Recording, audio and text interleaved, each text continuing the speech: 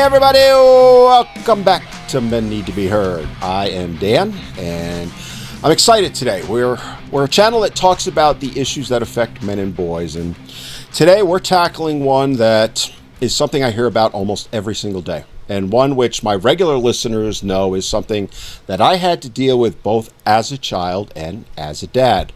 And it's something that affects countless families, usually doesn't get recognized, is far more prevalent than many people realize. And what I'm talking about, of course, is parental alienation, which, in a nutshell, is a form of psychological manipulation where one parent, usually the mother, but not always, let's be clear on that, will turn a child against the other parent and create devastating emotional, mental, all sorts of damage. And we're going to dive into that. And I'm really happy today, this is one I've been waiting for, to have as my guest someone that I'm going to venture to say may be the world's foremost expert on the subject. Someone who I know has testified countless times as an expert witness, written books, developed programs to help those affected by PA. I could go on for another half hour, but we're just going to go ahead and bring her on. So let me welcome to the show, Dr. Lynn Steinberg. Dr. Lynn, how's that? Should I call you Dr. Lynn? You can call me whatever you want. All right, whatever you want. Welcome to the show. No, I'm only kidding. Thank you. So again, thank you for coming on. And, as I talked about in the intro, I consider you to be probably the world's foremost expert on that. And I don't say that lightly. There's many other experts. But before we dive in and start unpacking what PA is, how it affects parents and children and all that, why don't you tell the audience a little bit about yourself and why you do what you do? Well, I was also a victim of parental alienation when I was a child. My mother took my brother and I and moved us to a different, very obscure country, Zimbabwe. And she changed our names and made sure that my father would never be able to find us. And unfortunately, he never did find us. And my brother, when he finally found the rest of my family, which consisted of my stepmother and my two sisters, my father had died the month before. Oh, that's heartbreaking. Oh, it was awful. And then she showed us so much that he had included us and wanted us to be part of, like even down to his will, he had included us. So that told me that he never forgot us. My mother used to say, well, what do you want to know about your dad for? He doesn't care about you. He doesn't love you. He just signed you off. That's why you're where you're at. And and that's what I really believed until I met my stepmother. And it actually wasn't until my 60s that I went to the archives of the country that my parents had gotten divorced in. And I found out that my father put up such a fight to share custody of us with my mother. And unfortunately, my grandfather, I had such love for my grandfather, but when I saw what he had done, I was kind of upset about it, This would be the grandfather on your my mother's side. Okay. Yeah. Okay. And I found out that he actually did get co-parenting in the courts, but that was when she moved us to Zimbabwe. And really, I find this with parental alienation. It's not that she loved us so much and had to have it to herself. It was vengeance on my father. And that's the thing about parental alienation that I think that people don't really understand, is that the alienator wants vengeance because they believe that the father of the children, or conversely, sometimes the mother of the children, really deserves to be punished. And what better way to punish a parent than to take their beloved children away from them? Of course, what better way to punish a child for even being attached to that parent than to separate them from that parent for life? Yeah, I mean, it's the most, we were talking off air beforehand, it's the most evil form of child abuse I think there is by far. I agree. And as I was relaying to you before we jumped on and started recording, I think it's worse than physical abuse. It Bruises is. heal. It is. PA. I'm 62 soon. It still affects me to this day. I've healed. I understand it perhaps better than most, other than yourself, of course. So I can mentally, kind of come to grips with it. Mhm. Emotionally, I think for the most part I have, but it's always there. It's Yeah. always in the undercurrent, in my subconscious, all of that. And we'll dive in a little bit more on the effects it has in a little bit. But Consequences. Yeah. before we do, one of the things that I think really the general public doesn't understand is what exactly is parental alienation. Everybody's got different things for it. I gave mine in the beginning of the show. What is it, and how does it differ from, say, other types of high conflict custody battles? What would be your thoughts on that? Well, I have to say that all the cases that I've worked on, when there's maybe because I'm self selecting in the sense that alienated parents are the ones who come to me, but all the high conflict cases have had parental alienation as part of that. That's what makes it so high conflict. Mm-hmm. I don't think I've even heard of cases that didn't eventually settle where children weren't involved. I mean, they usually work it out, or the courts work it out for them, even though there's a tremendous conflict. And, they're not being punished as a parent. They're being punished by not getting as much money as they wanted or something like that, but they're not being punished as a parent. Mm-hmm. And that's what's so tragic, is that you are bonded to that child and that child is bonded to you, and you love that child and you have wonderful times together, and all of a sudden that relationship is gone. And it's so hard to believe because it's the children that are attacking you. So it's parental alienation is when there is a parent who turns the children against the other parent and tortures the other parent through the child, and of course tortures the child. Right. And do we have time for a little story? Go, absolutely. I love sharing Okay. stories. I love, kind of relaying it in ways that the audience can better understand it. So please, by all means, go right ahead. Well, this goes all the way back to the 1700s, and Lord Byron. You remember Lord I Byron? do. Okay, so he was a British poet, for those of you who don't know, and he married a woman named Annabel. And by the time their daughter was born, they were on the outs, they were going to separate.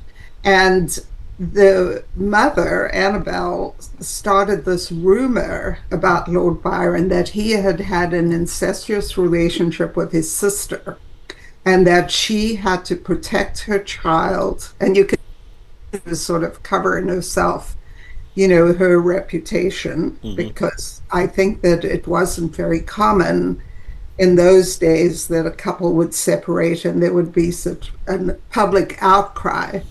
Well, of course, it was a false allegation. The sister denied it too. The parents denied it. Everybody denied it. But it didn't matter because she just escalated that accusation until the point that Lord Byron left England. He was so hounded, Mm-hmm.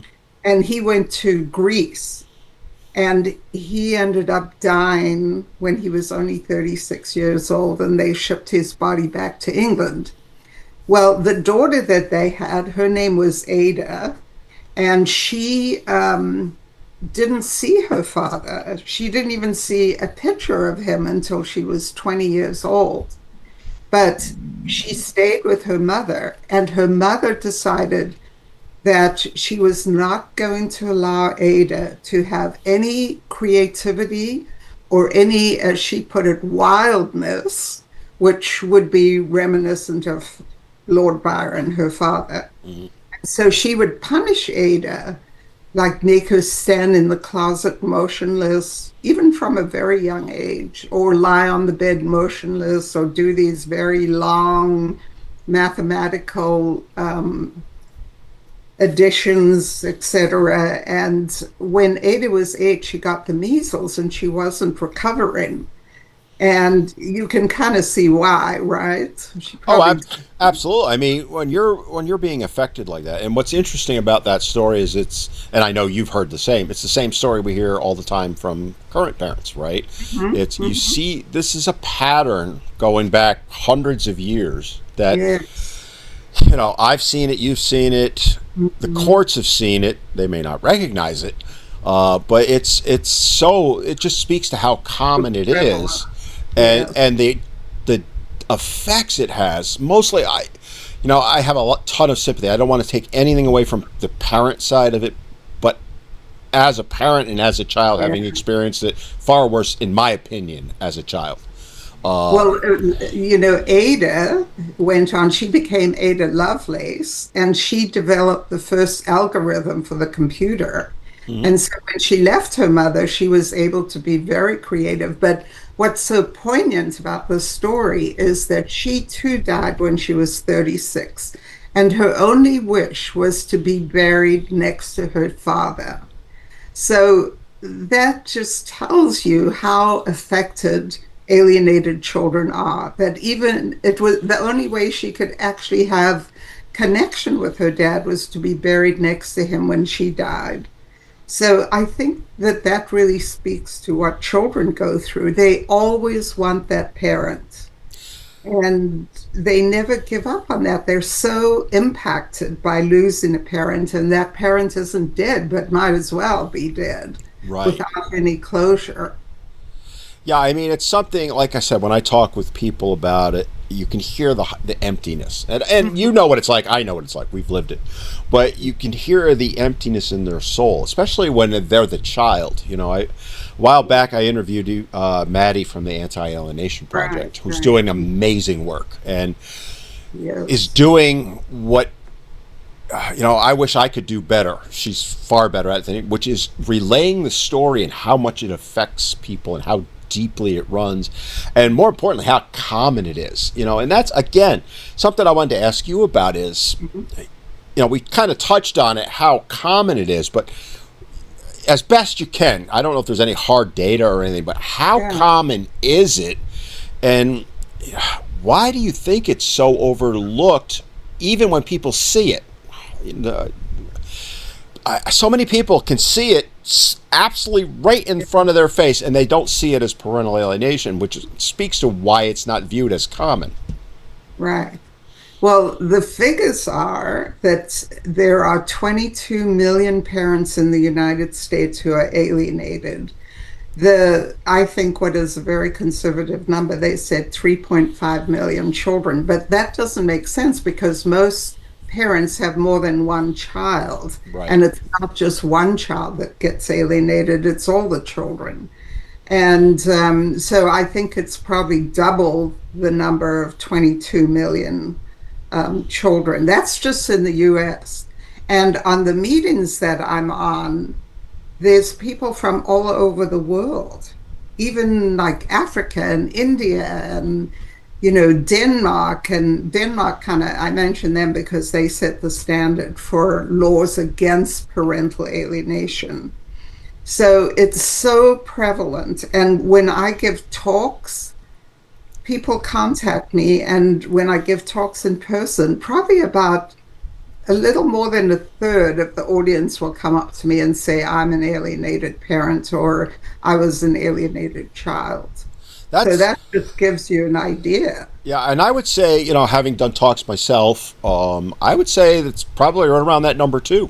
Hmm. Maybe even slightly higher, 35, Yeah. 40. But again, some of it is self-selection, right? Because, my Yeah. audience is my audience. But, in talking with just general out in public, not with my particular audience, I would probably put it right around a third. And, a lot of times I have to explain what PA, Mhm. you'll hear me call it PA audience, just so you know. It's just Yeah. easier. What PA is. And when I say to them, did your mother or father ever do this or this or this? And they'll go, oh, yeah, all the time. And I'm like, Mhm. you may not have realized it, but that's parental alienation. You know, Yes. and Very prevalent. it is. It's I wish there were better hard data. You know, there's Mhm. and this is something, you know, as someone who's deeply involved in it, done unimaginable amounts of research on it. Why do you think there's such? Because you don't see a lot of research. Why do you think there's such a bias against doing true research on it? At least that's my viewpoint, and you can disagree. I just don't think the mental health field in general wants to either deal with it, or you know, they want to do this or whatever. What's your thoughts on that? Because it is so common and it has such a dramatic effect. Mhm. Yet the mental health profession is, in general, I'm being very blanket with this, ignores it. Mhm. What are your thoughts? There is a ton of research on it, and the research has all been done by what I call our side, which is through Parental Alienation Study Group. That's the main ceiling for a group of researchers who publish so much information. In fact, I go to the annual conference that PASG puts on, and every single person talks about research to the point that it's absolutely boring. And we have presented all our research. Like, I think you're probably aware that the other side, they're actually feminist groups, have gone to the UN and tried to get parental alienation eliminated as a concept, which is so ridiculous. I remember years ago, I went to a board of psychology meeting, and this was probably about 12 years ago or more. And the alienators were trying to get the words parental alienation eliminated from the English language. Yeah, I mean, that Ridiculous. goes back. I remember in the 1990s, there Yeah. was, you know, when Gardner started doing some stuff and all that, you know, they okay, he may not have been perfect, man, but he really wasn't a bad guy. But they went after him. No, he They wasn't. they couldn't counter his arguments, so they attacked the man, which is classic, That's right? right. That's what they Um, do. and Yes. I remember, you know, I did a lot of lobbying, still do, but back then I was really doing lobbying. And I remember we were in front of the Judiciary Committee in New York State, the Mhm. legislature. And I had a woman doing exactly what you're talking about. There's no such thing as PA, blah, blah, blah, blah, blah. She went on Mhm. for 15 minutes or so, right? Because they gave us all about 10, 15 minutes to talk. So I followed her. And first question, I just looked at her and said, so you're telling me all of my experiences never happened?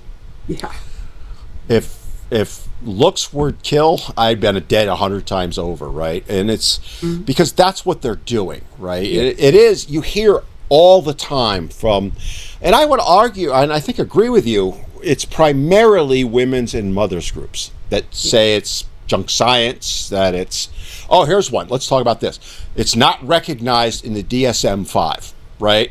That And is so ridiculous. that is their main argument. And okay, it's not, unless it's changed that I haven't, I'm not aware of. No, well, it's actually just a red herring because, there isn't a diagnosis of rape.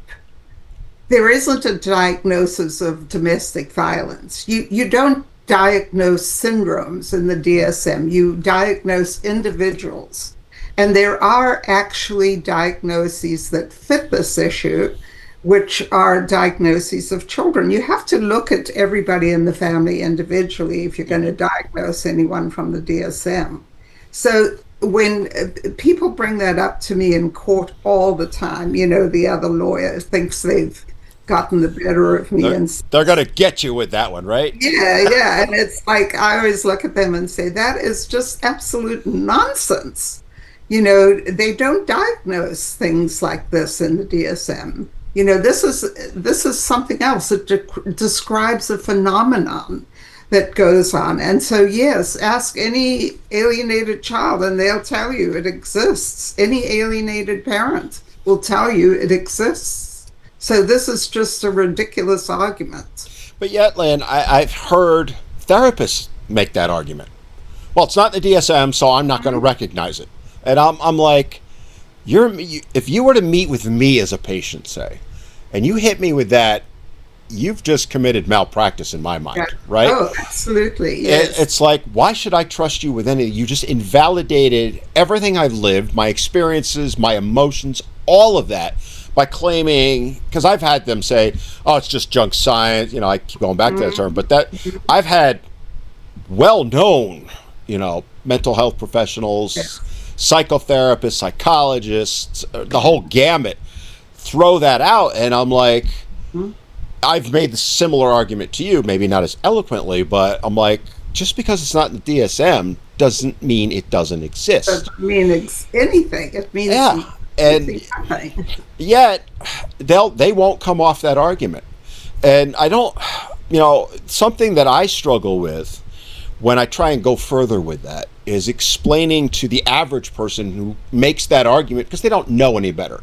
I'm not talking about someone that knowingly is making it to try and obfuscate what's going on, but the average person. And I struggle to kind of explain to them in terms they can understand why it's not there, and what the implications are for them as they move forward with their family through court system and all that stuff. Can you kind of help me out with that? Because that's kind of came out of nowhere, I know. But how do you put it in English, layman's terms, whatever verbiage you want to use, to explain to someone that thinks that's the case, but it's really not? How would you address that? Well, for me, it kind of depends on which setting I'm in. Like, if I'm just dealing with them and we're kind of debating the issue, Hmm? I will say, well, it's clear to me that you've only read one side of this and you're drinking the Kool-Aid, or you've only watched TikTok and you think that that's correct. Where are you getting your information from? Have you even read the basics, the absolute basics of what parental alienation is about? Because I bet you would know someone close to you who is going through this. The issue is that you need training. And for a while there, the judges would have me talk to the other expert witness and find out if they actually knew anything about parental alienation, which they didn't. But it was easy to point that out, because there is so much written about parental alienation ever since the mid 80s. Hmm. There was also, besides Dr. Gardner, there was a Dr. Lowenstein in England. Very And familiar with that. Yep. yes, exactly. And he wrote some incredible stuff about how to treat alienated children because you couldn't just apply the same old, which is so interesting that that's what they do. They just apply family therapy systems theory instead of really finding out how to work with alienated parents and children. It's not the same, but group therapy is not the same either. Any kind of therapy is not the same. EMDR, but yet they don't go after people who do EMDR or behavioral therapy or whatever in the way that they do about parental alienation and the way to treat it. But obviously, they need training. And I don't know, Melanie Gill, right? Yes, I do. Yes. Yeah, well, she and I have been talking to some people in London who are an oversight.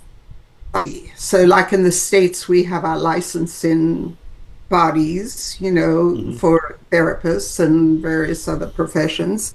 Well, over in the UK, they have oversight bodies, and people can get credentials. It's really different. But anyway, we've been talking to these people and asking them if they can create a, a committee that would credential judges, lawyers, therapists, whoever works with alienated families before they are allowed to work with alienated families. And I think that this might take off, where the judges, we can say to the judges, well, have you taken this course? What do you know about it?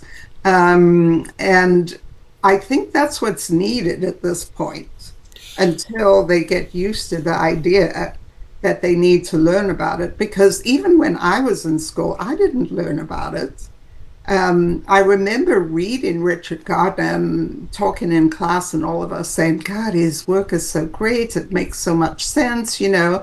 And when I started to experience alienated families, when I was doing therapy, I couldn't understand why these children were saying that this parent did nothing wrong, but they weren't talking to them, you know. And so I remembered that Richard Gardner had written a lot about that, and I went back and read it. And of course, then I realized, oh, I'm experiencing alienation in my own marriage, my own family. Mhm.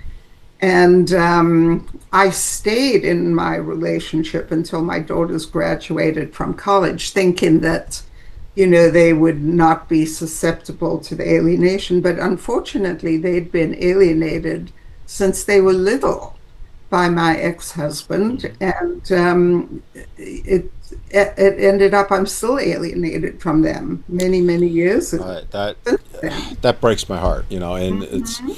I'm not alienated from my children, but it's not much like it was with my father and I. Even though I walked away from my mother and did all that, we never fully reconnected and rebuilt the bond. I think in some ways, I had one daughter in particular I didn't see for 2 years. She was the primary candidate that my ex-wife chose to alienate me with, and we were close, but it's just not what I have with, say, my other daughters, right? Yeah. It's who weren't alienated, and it speaks to how devastating it is. And I do think, I think back to the '90s, and the work Dr. Gardner did was amazing. Yeah. If you get rid of all the hyperbole and all the crap that was said, and just read the research, Hmm. don't Hmm. forget, because one side saying one thing, I remember that was just was awful. But if you actually just read the research itself, which I did many times because I was constantly referring to it, he did damn good work. And I think that was the impetus that really started driving some of what we're seeing now, where it's creating more research, not enough in my opinion, but it is changing the conversation in many realms: clinical, psychotherapy, legal, and even Hmm. in public spaces. So I guess that Yeah. brings the question is, knowing that things are improving a little bit, what more do we need to do to really just take it to the next level on the understanding, so that we can help say the courts? Because I've talked to family court judges, and they have the worst job in the world. It's not a job I would ever do, but they're aware of it. But to your point you just made, they've never had any training in it. Hmm. And they are relying on so-called expert witnesses, which there's good ones, present company, and there's Hmm. some that are not so good. And so they hear both sides, and they don't know who's lying, who's saying the truth. Hmm. What is your thoughts on how do we up this? You mentioned training judges, but what else can we be doing?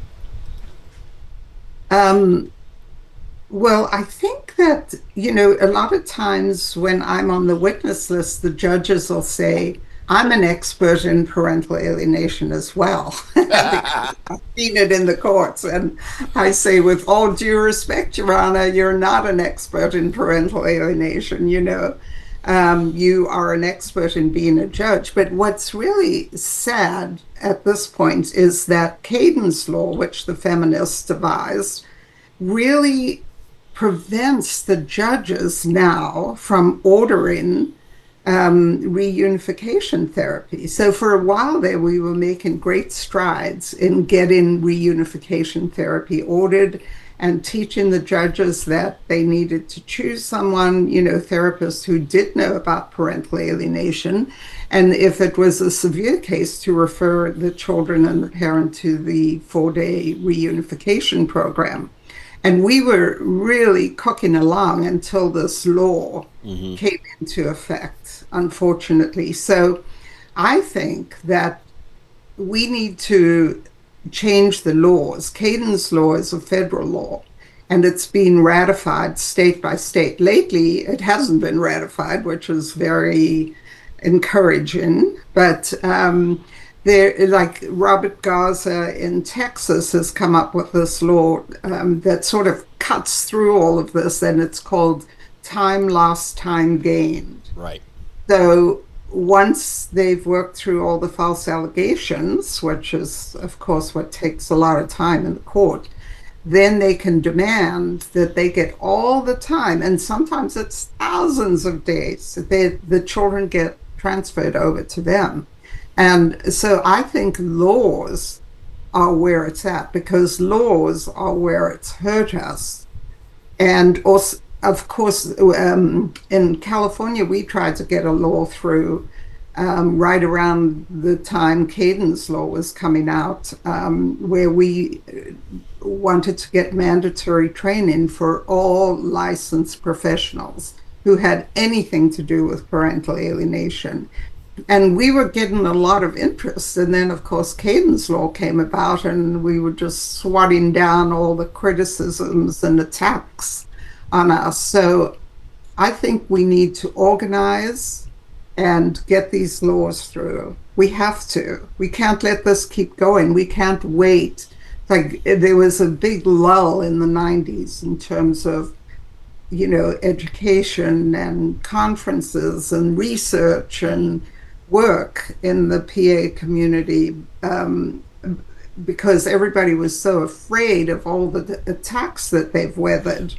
And I know, I had to move from California to Canada because I had so many death threats.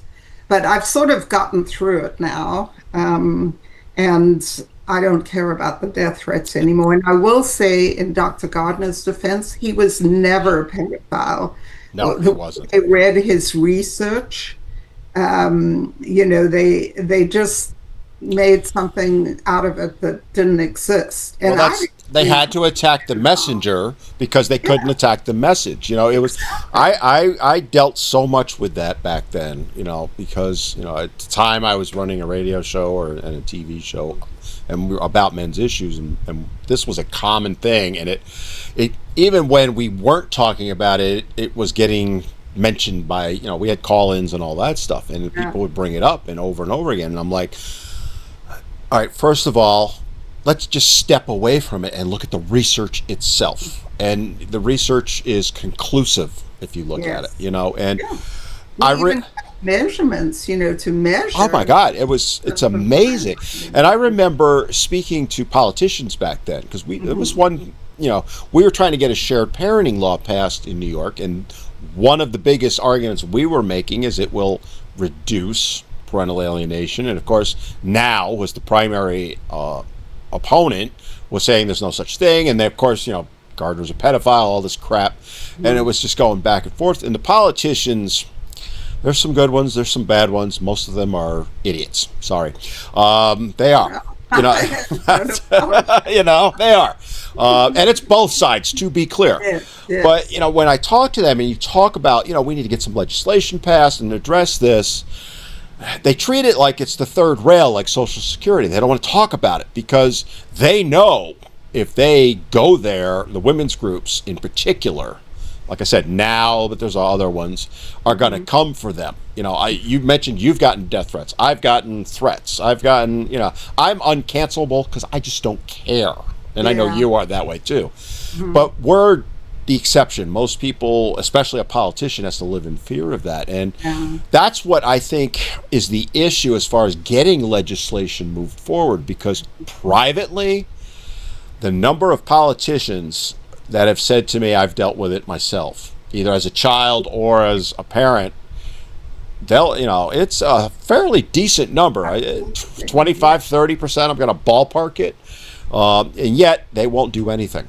And it's not just, I did it in New York State, I live in North Carolina, I've done it here. It's nationwide in the U.S., but I also think it's worldwide.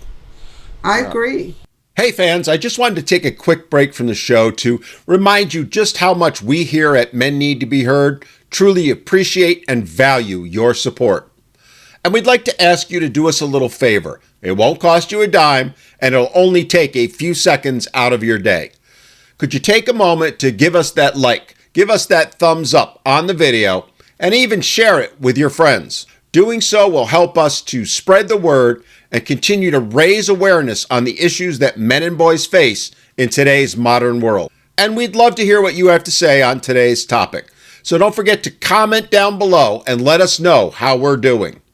Your input and feedback means the world to us, and it helps us to continue bringing great guests and even more content each and every week. And don't forget to subscribe to the channel and hit that notification bell so you don't miss an episode. It's the best way to stay up to date with all of our latest discussions, interviews, and deep dives into the issues men and boys face. It also helps the channel to grow so that we can continue to raise even more awareness on the issues. So hit that subscribe button and become part of the Men Need to Be Heard community. All right, that's it for now. Back to the show.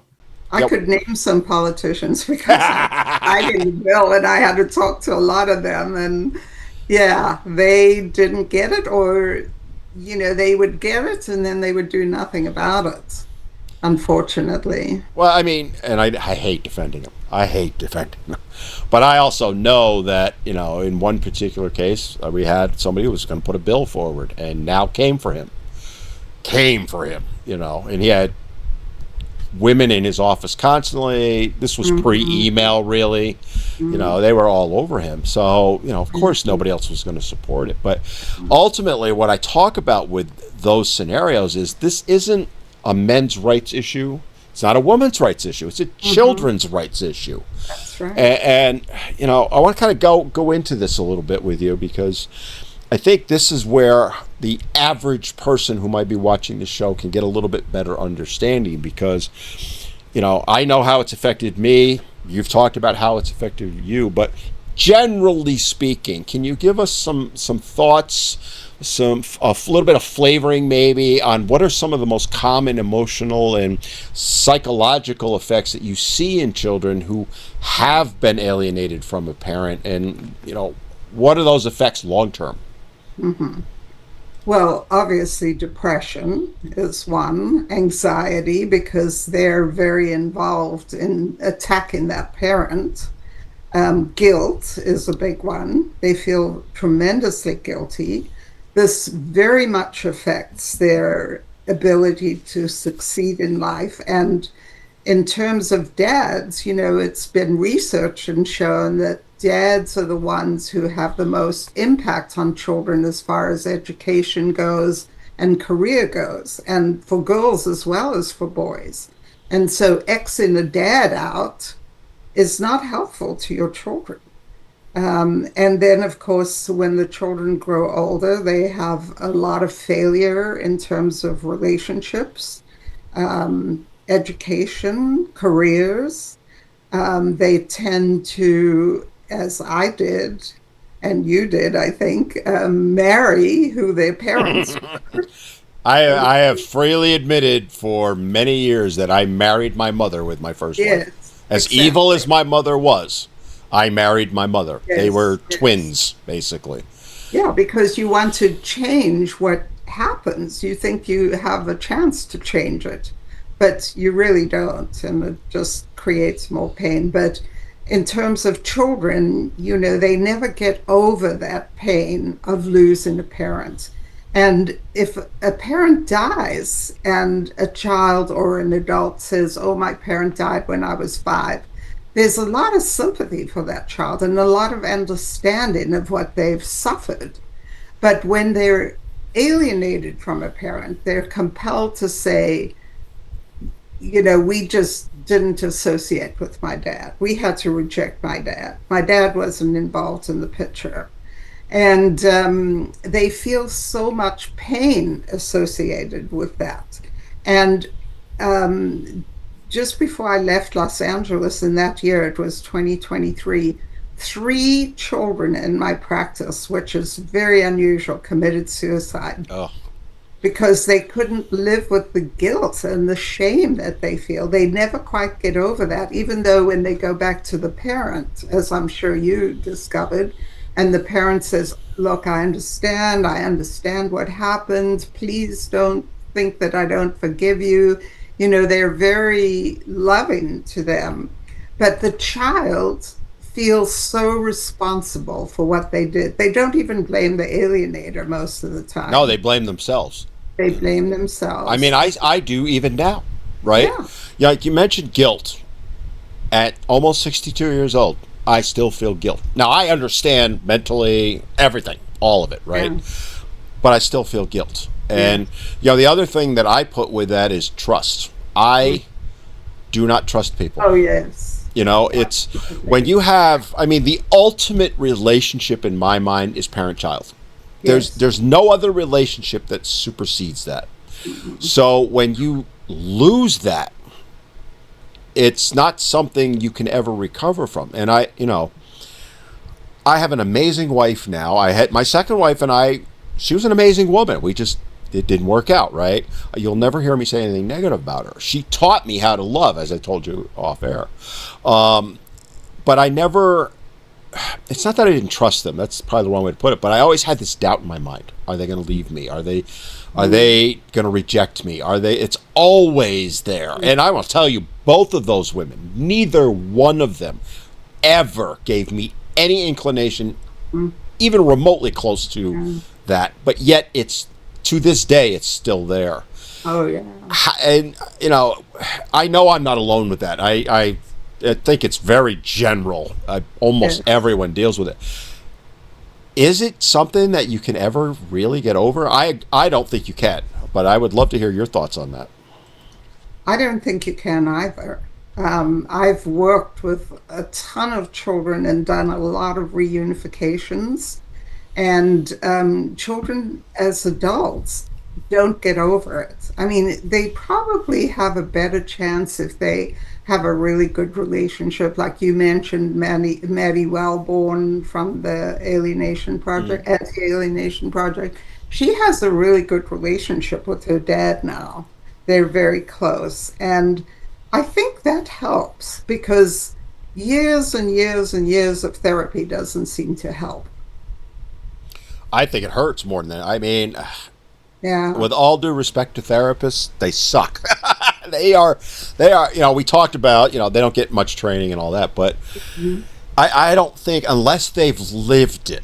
There's the exception I'll throw it because there are some amazing therapists out there, Mhm. but they've lived it. And again, it goes to, and I would say the same thing to judges, attorneys. Unless you've lived it, you can't understand it. You Yeah. know, uh, I have to agree with you because even when I was in therapy, I had to teach my therapist about parental alienation because she would slip up and say, well, what did you do to your children to deserve being, rejected by them?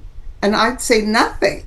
I right. didn't do anything. And she would say, well, you're going to have to. And unfortunately, there's a lot of very experienced experts who are doing this kind of therapy now where they say that the parent has to accept any kind of blame that the child puts out there. And I've seen those children, they can put out a lot of blame. And I don't think that's the answer. I think that that's just like, contributing to all the lying that's going. I find that appalling. I do too. It's you have just invalidated that parent's experiences, right? And again, these are mental health professionals, right? So I think their license should be pulled. How the I hell agree. can you even say that, right? If you have a patient in front of you, now I am not one, okay? I don't play one on TV either, but if someone said that to me, I would get up and walk out, Hmm. and I would make damn sure I did everything I could to Yeah. kill their practice because Yeah. it invalidates everything. And I'm not talking about, probing and all that. That's legitimate, right? And maybe they don't know for sure that it's an alien. Okay, I'll respect all of that. You do have to probe and all that. You know better than I do. But at some point, you got to go. Okay, yeah, this is a real Yeah. situation. And if you would sit there and go, "What did you do wrong?" I didn't do anything wrong, Doc. Why are you blaming me? And they Yeah. come back with whatever. I'd get up and walk out. In fact, I did. Right? We had at one point the court ordered us to go meet with this person, and she was an idiot. And I said to her, and she intimated that I was doing things wrong. She met with my ex first, and believed every Oh, word my ex told her. yes, that Right? happens so Uh, frequently. yeah. And then she Probably met with all the the time. yeah, she met with the Yeah. children next. So I was the last one. Her mind was already made up. Yeah, of course. And when I was bringing up So, things, yeah. yeah, and I would bring up specific things like this didn't happen or this did, Yes. and she would just disregard them. And that's when I knew, okay, this woman's Mm, useless. And we got her discredited pretty well. My attorney did a good. fantastic job, Good. but it cost me tens of thousands of dollars. Yeah. Right? Yeah. Eh, Go ahead. It's just a terrible, terrible situation. And I want to speak to the 4-day intervention, which has Please shown do. Please do. it has been shown to be the most successful treatment for alienated parents and children. And there's actually a 96% success rate. And that's because, number one, we take for granted that we're walking into a situation with the alienated parents and children, that they are already bonded and we do not have to do anything except allow a space for them to reconnect with one another. And I really believe that is that that bond does not go away, especially if they're still children and they have the opportunity to be with their parent for 4 days and go over everything that happens and come to the children begin to see that, things are just not the way that they thought they were. They don't have to be confronted about that or threatened or cajoled, nothing. They begin to see the light. When you talk about memory and, drinking the Kool-Aid, the different kind of cult behavior. Mm-hmm. And would you believe that this 4-day reunification is predicated on the FBI's I guess you could call it therapy that they do when they are reuniting abducted children and their parents. Well, that So it it is a has form a of long abduction. Yeah. history. Yeah. So I want to dive into the program a little bit more, but I just want to share with you Hmm. a story from my personal, right? So my daughter, one daughter, not so I had with that wife, I had two daughters. My older one never bought into it. In fact, she fought against the alienation Wow, that's so great to when this you get day, a right? strong kid like that. Oh, Yeah. she knew, right? But the younger one, I didn't see her for almost 2 years, and we were battling in court. And finally, the judge. It took him a while, but to his credit, he said, "Enough's enough. You Mhm. are going to turn her over to him." So my ex, or second wife, was now my ex, went with me. We picked her up. We brought her home. We went in the living room. I sat in my easy chair. My daughter sat in my lap for 3 hours. Yeah. Not a word was said. She Oh, just sat there wanting me to hold her. yeah. And she had been coached to say things and all that. And Hmm. but that speaks to what the effect can be when you reunify, right? Yes. Especially when they're younger, because she was about 8 at the time, maybe 8.5, right? So I want to kind of go take that and say, how does the program? Can you give it a little bit more in depth on what you do during the 4 days, how the program works, and maybe talk a little bit about why it's so effective Hmm. versus, say, traditional Hmm. methods. Yeah. Well, I've actually had, like, I think the total number of kids in my office at one time was 7. Some of them were adults, but they were all there because they didn't want to let the younger kids experience it, without finding out what was going on. But they bond so instantly. And the very first part, the very first day, entails the parent showing them like memorabilia, videos that they have of what their lives were like, cards, photographs, just whatever they have. And the kids are so interested in that. And I worked with this dad and these 3 sons of his for 6 years. I saw the kids in individual therapy, which never works because the mother picks them up and they're back to, being alienated. So that didn't work. But finally, after 6 years, we got a judge to order the 4-day.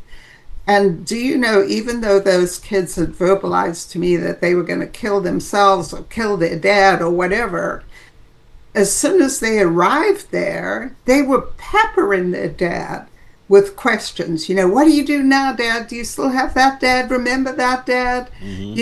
They were so curious. And yeah, the youngest one went and sat on his lap, and the other one sat on the side of the armchair. The older one kind of held out for a little bit, like maybe 2 hours, and then he was in on it too. So that's what you walk in with. Hmm.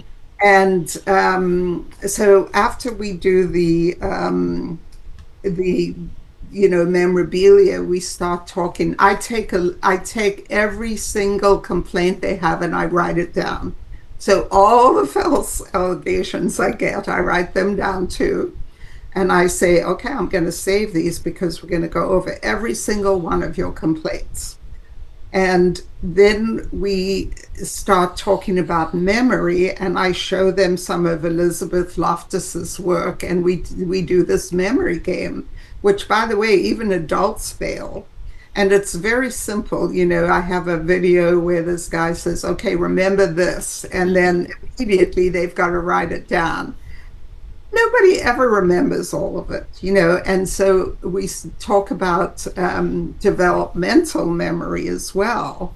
And often the kids will say to me, well, I saw that. I saw my dad hit my mom.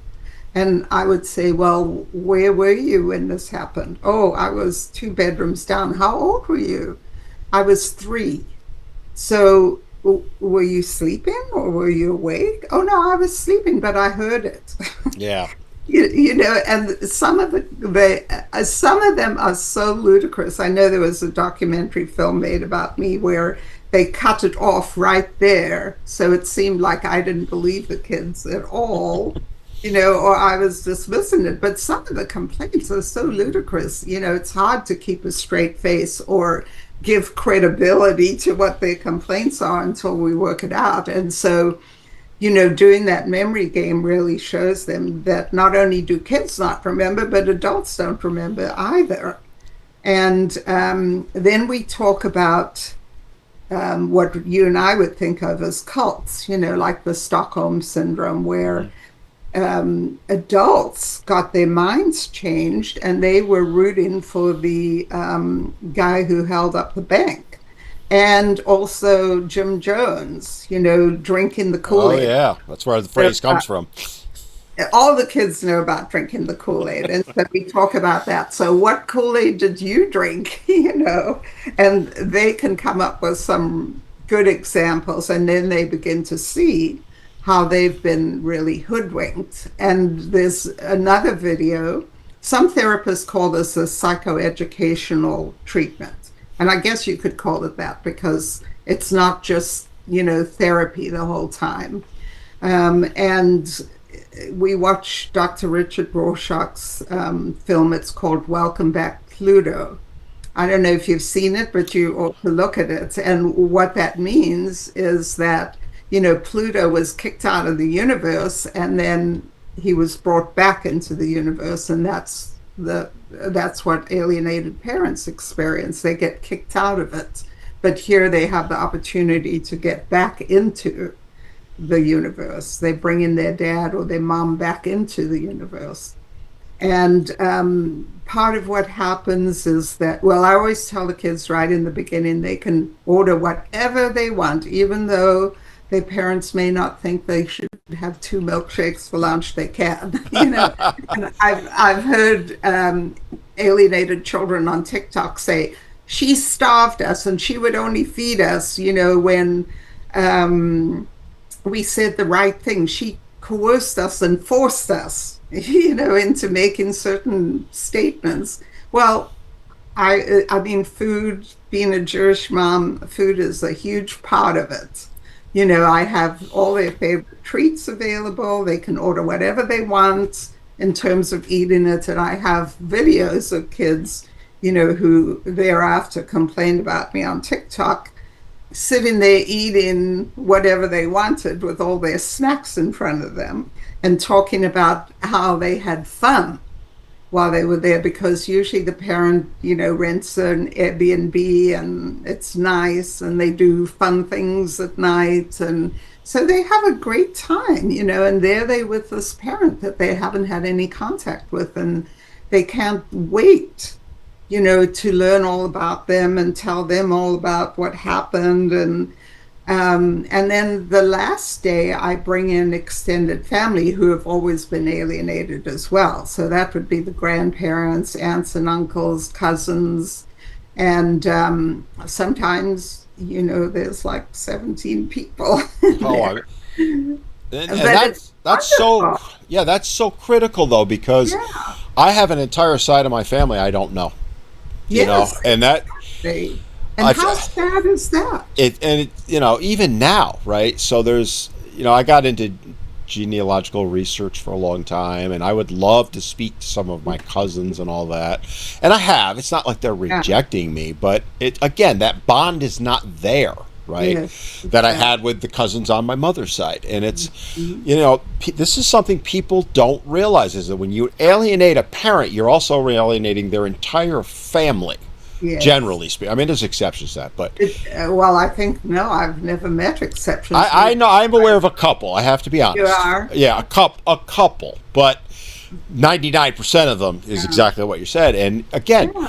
that creates a void in a child. I would love to know things. Now my grandfather, my father's father, died when I was very young, so obviously that has nothing to do with it. But my grandmother died when I was 10, 11, and I barely saw her. I have Yeah. one memory of her that I can point to, Yeah. and It's that's very it. sad. I mean, they don't just lose one relationship, they lose lots of relationships, a whole way of life, friendships, pets. They lose everything It's because now they've been taught that it's all bad. Right, and then they equate that moving forward. So Yeah. when they go through this, I got a couple of questions now, because you Yeah. got me Yeah. you got me fascinated right now. Yeah. So they go through this 4-day program. I mean, Mhm. I wish I'd have had the opportunity as a child to do it, right? Yeah. Because I think it would have definitely changed things for me. And by the way, I got to see my father. It just was very limited contact, and Yes. he was great. Yeah. But it wasn't to the level that it needed to be. So my case is not the same as someone who's been completely alienated. Uh-huh. But putting myself into that situation and having that ability to reconnect to that depth. Mhm. Mhm. What I can also imagine, though, and I'm not trying to be negative at all, I'm genuinely asking, what happens afterward when these kids go back to mom and she goes right back to what she's been doing, and they now have some context, Mhm. 4 days of context. Right. I gotta believe that creates a lot of friction. Um, Well, that's a really good question because when we ask the judges for a court order for this 4-day therapy, the other parent, the mother, um, is not allowed to have any contact. It's a no contact order for 90 days. And my experience was that the judges would put me in charge of the alienating parent because they would say, this person needs to be included in the treatment program. And so I would find a therapist for them. And because they're so narcissistic, the alienators, they don't do well in therapy. Narcissists can skip therapy because they don't do well in it ever, and they never choose to go through it. So there has been a study done recently by Dr. Yvonne Parnell, and she treated, I think, about 300 alienators because she wanted to develop some aftercare program where she could make an impact on the alienators. And she did this psycho-educational program.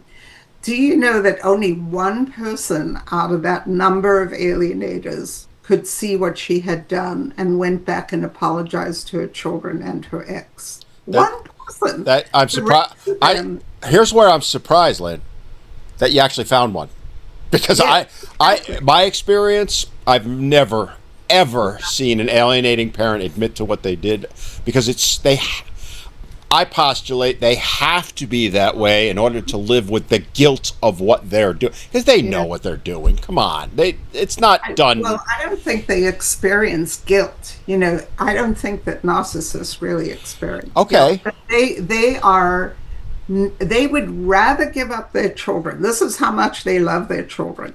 They would rather give up their children than agree that they actually alienated their children. And I worked with one family where there were 6 children. And you know how oftentimes alienated children won't call their dad they won't call him dad. No, they'll call him by first name. So, Yeah. yeah, and so the very first hour or two, I make sure that, it's back to mom and dad. It's not, well, they called him Robert. And I said, Robert, that's not your dad's name. And they said, yeah, but his name is Dean, but we call him Robert. So you can see how much just that little thing caused the children to be so alienated from their dad that they actually called him not even by his first name. So I think that these alienators would rather give up their relationship with their children, at least in my experience. And also, I would ask the judges if we could go back for 90-day checkups, and invariably they would be extended to another 90 days because they had broken the order in some way or another. And several times when I worked with judges like this, the alienator would be put in jail because they never obeyed the court orders, which is very frequently that situation. And that's what needs to happen much more often and much earlier than it normally does. I agree. Because how did they get away with not obeying the court orders? I don't get it. And again, I've shared this before. I was in court, family court, or primarily family court, but occasionally New York has separate courts, Supreme Court was for divorce, but primarily in family court at least once every 4 to 6 weeks for 12 years. And most of the time it was related to alienation. She'd stop me from seeing the kids, or, she was filing constantly. He was 3 minutes late. I remember one time she filed against me that I was 3 minutes late dropping the kids off. 3 minutes. Yeah. And I said, we're in there, and I said to the judge, traffic? He goes, he just does this. And he went off, You're wasting my time with 3 minutes, first of all. You should have known it was traffic, blah, blah, blah. But, if I have always said that if judges and attorneys, by the way, because they're every bit, if you're representing someone and alienating behavior's going on, my argument is you should be doing everything you can to put a stop to it, right? Absolutely. Because if you actually are fighting for the best interest of the children, which is a nebulous term, I know, if that's the ultimate goal and that parent's alienating, and come on, most of the time. Oh, those attorneys are awful. But they also know they can make a ton of money by ginning it up and making it even worse. Continuing and continuing. Yeah, I just got through with the case where this little boy was saying he was upset because his father never acknowledged his birthday or Christmas. Turns out the attorney on the other side was refusing to take the presents. And the mother knew about it, but she was telling the son that, the father was not sending any presents. Let's talk about this, because now you just touched on something for me. Yeah. Okay. So I had the same thought process, right, when I was a kid. And then I came to find out later that my dad always did something. It may not have been, the latest G.I. Joe or whatever, but he did something. Yeah. And I was the same with my kids. Now, I was lucky. My kids got the stuff. That I know. Because I was smart. Like, with the one daughter that was alienated, I would give it to her older sister to give to her. Yeah. And my ex knew better, I think. But one of the things that I advocate for, and I speak with dads, but I advocate for moms that are alienated to do, is send the birthday card, but take a picture of it with your phone. Yeah. Front and inside. If you're doing a present, take a picture of it. Because later on, and I want to we're running out of time, but I want to dive into, what do you do as an adult?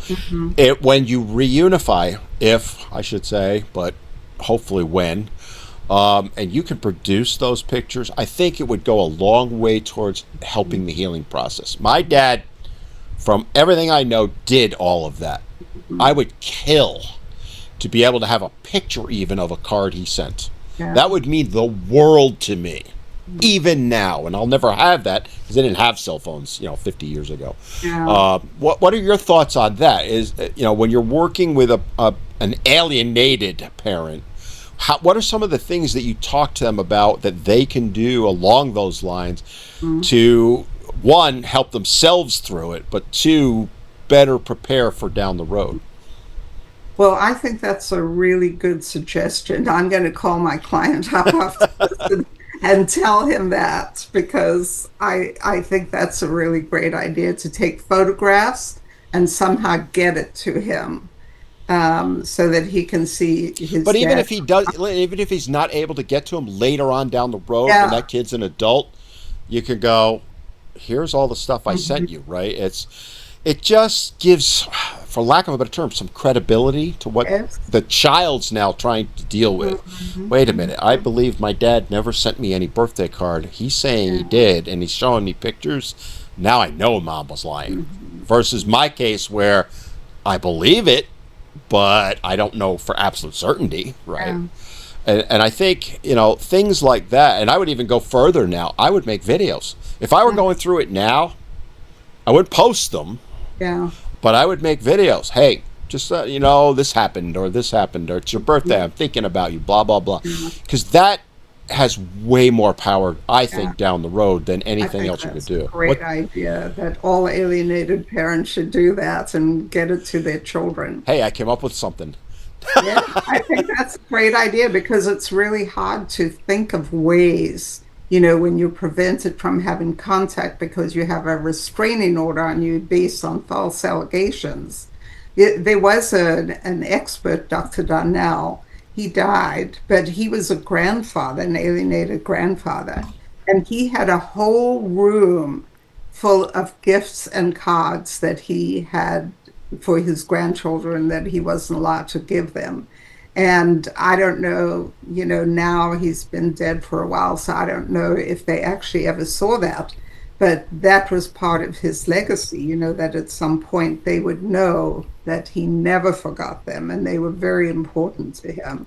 Well, I mean, if it goes into probate, then a separate attorney's handling it. It has to get it to the kids if it's in his Yeah. will. I'm just saying, and No, I there think are that's a good point. legal aspects to this, and I'm not a lawyer. I know you're not, but down the road, this could pay off for you, right? I mean, Yes. one of the things I don't think really had to do was prove to the judge that I love my kids. I think he knew Oh, because yeah. I You was would fighting be so hard. there. Yeah, I mean, I was fighting tooth and nail, nonstop.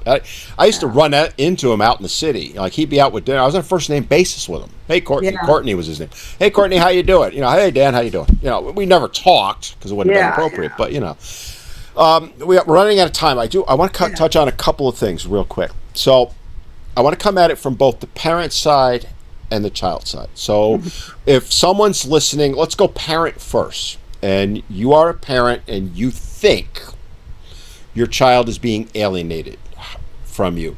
What are some of the things you can look for or should look for?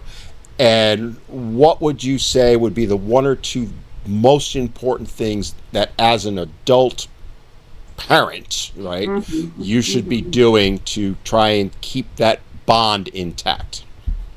You mean with your child, With a right? child, what can you do where even let's say you got a restraining order or something like that, what can you still do? And first of all, how do you recognize it? And then what can you do? Well, I think that this is why I'm so passionate about educating people, and I will talk anywhere to get the message across. But I think the more people know about it and they're able to identify it, the less some of this stuff would be able to go on, this horrible stuff. But I think that going through maybe like you did with your older daughter who had contact with the younger one Hmm. and getting things, having a sympathetic person who would actually get it to that child. That's one, I think. of course, going to court, if you have an expert witnesses can be great because you can think of them as your voice, but who's not intimidated by the judge and not intimidated by anyone else in the court and is able to get the message across, that this is a travesty and that this parent does not deserve to be treated this way, and that the person who's losing out is the child. So I think court can actually be a benefit if you have a sympathetic judge who will actually listen to you. And I know it sort of goes up and down because now it's on the downswing that these judges are willing to listen to you with this cadence law. Mm. But I think that, yeah, the ideas you came up with are good ideas. Another way is to keep your social media up because kids troll you. They're always up to date on what you have on Facebook or Instagram or any one of those platforms. They know all about it. So that's another way if you want to get messages across. Let them know that you're always there for them, when they're ready to reconnect with you. I really am against like doing the mea culpa thing, like, oh, I'm so sorry. You can say, I'm sorry that this all happened to you. I know it's really hard, and I hope that we will, be father and daughter again in the future. I love you. I'll always love you. I'm always here. I'm always available. Let them know where you are. And I'm trying to think of if there's other things. We could go for 2 hours just on different Yeah. things. A key point you pointed out was social media, and this is something that I think needs to come into play more often. So when I talk, because again I primarily talk to dads, but I would say the same thing to a mom that's alienated, which is you never say a negative thing. Positive, positive, positive, always. Yeah. But what the trend that we're seeing on social media, and I play off of it probably at least once or twice a month, it's primarily mothers. I can't say I haven't seen dads who were making obvious alienating behaviors, but it's like 99% moms. Mm-hmm. That, if I were a dad and I saw that, and understand the moms are going to block it so you can't see it. You got to have somebody else find it for you and all that. But that is so damning because it is so obvious to anyone who knows what PA is. And I pointed out many times. I get in trouble with the social medias because for doing that. But if you bring that into a courtroom and you can show it's a pattern, trust me, you're going to wake the judges up. They can live in denial about it all the time. But when mom is, because I always argue that the mothers who do this, they'll go out and, trash their ex. And I'm like, you realize your kids are going to see this because you mentioned the kids see everything. You're never going to hide it from them. Sorry. They may not see it today, but if they see it in 5 years, is it any less damaging? No. I think this is, I hate to put it this way, this is a weapon dads need to use more often, is if you are going through a divorce, create dummy accounts. Don't do anything illegal. Don't, hire a PI maybe if you have to. Get a trusted friend or family member that can basically stalk your ex. Never say a word, just save the videos. Because this is a trend that is exploding, I'm seeing. I mean, unfortunately it is because these oh my God, groups are like, what's the word? I mean, they weaponize everything, it seems like. But they don't realize they're actually hurting the mothers doing that. Yes, they hurt the mothers. Yeah, they do. Because the children are going to turn on the mother. It's not if, it's when, I think, in most cases. Yeah, when I was getting all these death threats, the mother was the one who was the alienated parent, and they accused her of sexually abusing them. She never sexually abused them. I went over it and over it and over it, and with the children too, until to the point that they agreed that she had not abused them, that what they'd been led to believe was abuse was not abuse. But it was the father that came after me. I mean, he was filing court cases against me every single Friday. and, wrote things on the internet, and his kids are still trying to sue me after all this Uh, time. yeah, and that's evil, and that person deserves every negative thing that ever happens Yeah, to them, as far as yeah. I'm concerned. Because But I do think you're right. The feminist groups are the ones who wrote Cadence Law. And when I first learned it was feminist groups, I was a feminist, but I was never a strident, violent feminist. And I think that's the problem now is that the pendulum has swung. And these feminists, I guess, because they don't get their way, I don't know what the problem is, but they are making things so much worse in terms of completely ruining their children. I mean, they're they're way. ruining the children, but they're also ruining themselves, the other women. If their ultimate goal is to help women, they're hurting women. That's Oh the my argument. God. Because, and again, I want we're running out of time, but I want to address the other side of the coin, which is, and specifically, I want to keep it to adults. All right. So if you're an adult, let's say child of a divorce, say it in proper English, and you suspect that you might have been alienated, what would you say? Let's say it's somebody in their 20s or early 30s, somewhere in there, because that's kind of when you start wondering. I think you Mhm. believe it, but then it's sudden, maybe not. What do you say to them? What would be their first couple of steps that they should do, and what should they expect will happen if they do try and reach out to the alienated parent?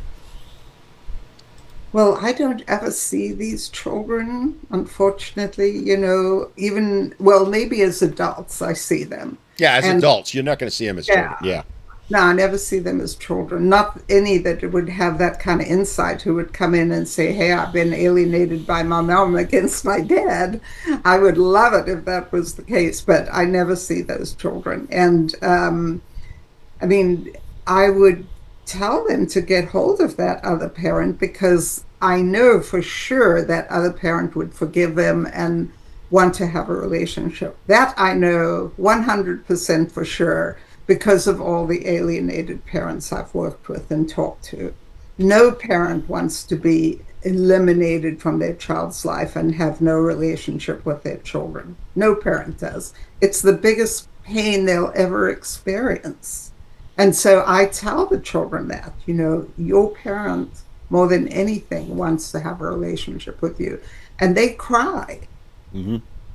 It's so sad. I Yeah. mean, I cry through these sessions, because it's Well, so sad. the reason I ask that question is because I do the exact thing you said, right? Is I will say to people they've come to me, because they'll reach out to me going, geez, I saw your video on parental alienation and what you went through. And, I went through some of that stuff.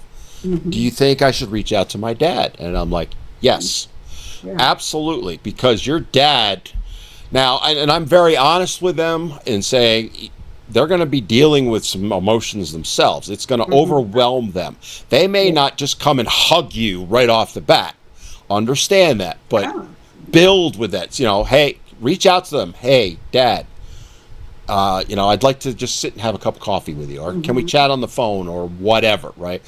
And just slow and steady wins the race on that, because I've seen cases where people have reached out, not that they got rejected, but Mhm. the other parent was like, why are they doing this? Because Mhm. there's a distrust there also. If it's been, and I'll use myself as an example, right? It's like I rebuilt my relationship with my father, but there was always, and I knew it was the same for him. There was always that what if, or Yeah. it just takes time. We've talked about Maddie. Maddie's the proof of what I'm saying. Is you build it over time, and they're getting closer by the day. What are your Yeah. thoughts on that? Well, I want to just say one thing that I forgot to mention that I think is crucial to this whole issue, and that's that the children, when they are being alienated, are over empowered. So they think that they are making the choice not to see the other parent, and they are truly indoctrinated with Hmm. it. And they believe that they can tell the judge that they want their mother to have custody, which is just something that they have been, it's been put in their heads, Right, and right. The American Bar Association did a study where they found that 86% of children in these situations will lie and simply repeat what the alienating parent says. And so they don't really understand that. And I think one of the things I try to do is let the kid know that it wasn't their fault what happened, and I think that the parent does understand that. All alienated parents understand that it wasn't their Deep fault. down, I think I completely agree with you. Deep down, they Yeah, know. They know. yeah.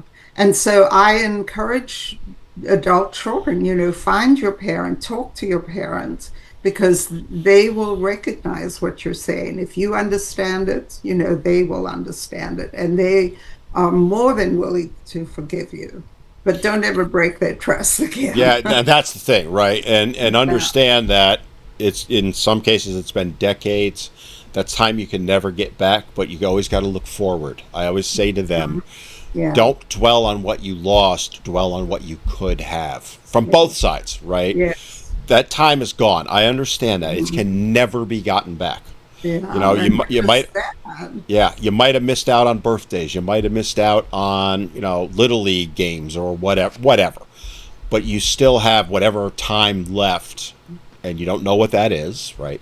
Go make the effort, reach out, and because I don't know of a single case where it didn't have a positive benefit. I'm sure somewhere out there somebody will find one that didn't. That's Okay. right. But Right. in general, the overwhelming majority of the time, both the alienated parent and the child will benefit, and it literally could change the child's life. Even if Well, they're 30 years old. oftentimes there are grandchildren involved, Mhm. and alienated parents have told me that it gives them the opportunity to at least parent their grandchildren that they weren't allowed to, in a way that they weren't allowed to parent their children. And it also gives the adult children a feeling of being parented when they see their child being That's a grandparents great by point. their Yeah. parents, Yeah. and that's only can be tremendously healing. All right, we've gone over, and I don't care.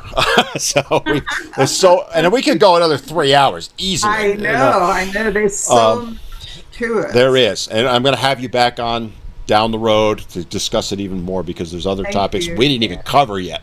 How can people follow you? If you want to give your website, social medias, whatever, and I encourage everyone to follow you because you provide so much information. How can they do Thank that? My website is www.lynnsteinberg.com. Lynn Steinberg, Steinberg. And you can email me if you want. Don't send me a nasty email. You get enough of them, right? Do you have like TikTok or YouTube or any of them? Well, no, I don't really, but I have Facebook, and that's just Lynn Steinberg. So the reason I'm asking is because I want to make sure it's out there. I will put links down in the show notes to her website. I'm not going to put your email because I But they can know. go on my website Well, and yeah, but at least I yeah, got to put a little effort in it, at least to do yeah, that. yeah. Um, I also would like to offer people free books. I wrote a book called You're Not Crazy for Alienated Parents. And if you would like a free book, I'll just charge you the postage. I'd be I'm happy to. holding my hand up. I want one. Oh, We'll absolutely. talk. I'll send you a few there. We'll talk off air on that.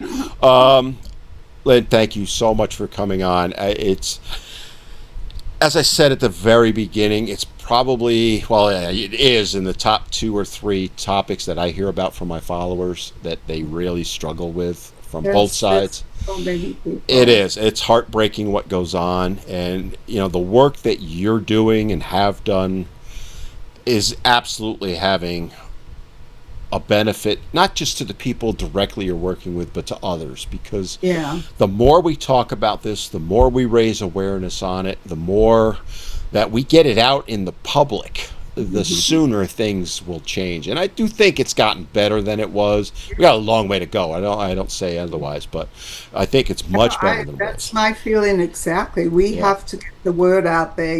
It's like with the gay movement. Finally people started seeing the light, and now we all have gay friends. Well, one of my best friends happens to be gay, and he's Uh, he's an awesome guy. I was going to say something, but I'm not going to because it would be crossing the line in a good way. But anyway, all right. Any final thought that you want to share with the audience before we wrap things up? don't be afraid to get out there. If you're an alienated parent, I know you get so tired of the fight, but join the fights. We have lots of ways you can join. Tons of ways, getting laws passed, getting the word out there, providing support groups, talking to other alienated parents. Don't be afraid. Get out there and let's change it. We need to. Amen to that. And thank you so much for coming on the show. I Thank can't you, express Dan. enough how much I appreciate it. Thank you for having me. I really appreciate it.